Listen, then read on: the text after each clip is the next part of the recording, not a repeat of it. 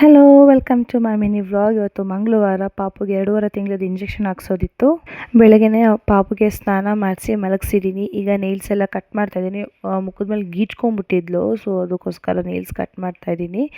ಈಗ ನಾನು ಕೂಡ ಫ್ರೆಶ್ ಅಪ್ ಆಗಿಬಿಟ್ಟು ಬಂದು ಬೇಗ ಬೇಗ ರೆಡಿ ಆಗಬೇಕು, ಟೈಮ್ ಆಗಿದೆ. ಅದಕ್ಕೋಸ್ಕರ ಲಾಸ್ಟ್ ಟೈಮ್ ಇಂಜೆಕ್ಷನ್ ಹಾಕ್ಸ್ಕೊಂಬಂದಾಗ ತುಂಬ ಹತ್ತಿದ್ಲು. ಮನೆಗೆ ಬಂದಮೇಲೂ 2 ಅವರ್ಸ್ ಆದಮೇಲೆ ಸಿಕ್ಕಾಪಟ್ಟೆ ಪೇನ್ ಇತ್ತು.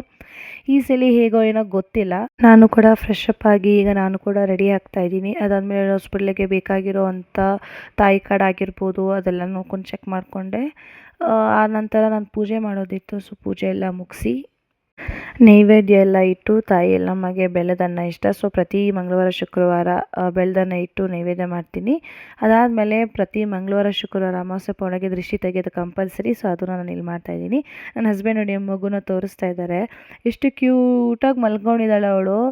ಅವಳಿಗೆ ಗೊತ್ತಿಲ್ಲ ಇಂಜೆಕ್ಷನ್ ಕೊಡಿಸ್ತೀವಿ ಅಂತ, ಎಷ್ಟು ಅಳ್ತಾಳೋ ಗೊತ್ತಿಲ್ಲ. ಅದೆಲ್ಲ ಒಂಥರ ಬೇಜಾರು ಅನಿಸುತ್ತೆ. ಬಟ್ ಆಬ್ವಿಯಸ್ಲಿ ಇಂಜೆಕ್ಷನ್ ತುಂಬ ಮುಖ್ಯ, ಸೊ ನಾವು ಕೊಡಿಸ್ಲೇಬೇಕು, ಪೇಯ್ನ್ ಆದರೂ ಕೂಡ. ನೋಡಿ ನನ್ನ ಮುದ್ದು ಗೊಂಬೆ ಎಷ್ಟು ಕ್ಯೂಟಾಗಿ ನೋಡ್ತಾ ಇದ್ದಾಳೆ. ಸೊ ಮನೆಯಿಂದ ಹೊರಟ್ವಿ, ಹಾಸ್ಪಿಟಲ್ ಇಂಜೆಕ್ಷನ್ ಸಹ ಆಯಿತು. ತುಂಬ ಹತ್ಲು. ಇವಾಗ ಬಜೆ ಅದೆಲ್ಲ ಸ್ವಲ್ಪ ಐಟಮ್ಸ್ ತೊಗೋಬೇಕಾಯಿತು ಸುತ್ಕಾರ ಹಾಕೋದಕ್ಕೆ, ಅದನ್ನೆಲ್ಲ ತೊಗೊತಾ ಇದ್ದಾರೆ. ಇಲ್ಲಿ ಮಲಗಿಸ್ಕೊಂಡಿದ್ದೀನಿ ನಾನು. ಎಷ್ಟು ಕ್ಯೂಟಾಗಿ ಮಲಗಿದ್ದಾಳೆ ನೋಡಿ, ಹತ್ತು ಸುಸ್ತಾಗಿ ಮಲ್ಕೊಂಡಿದ್ದಾಳೆ.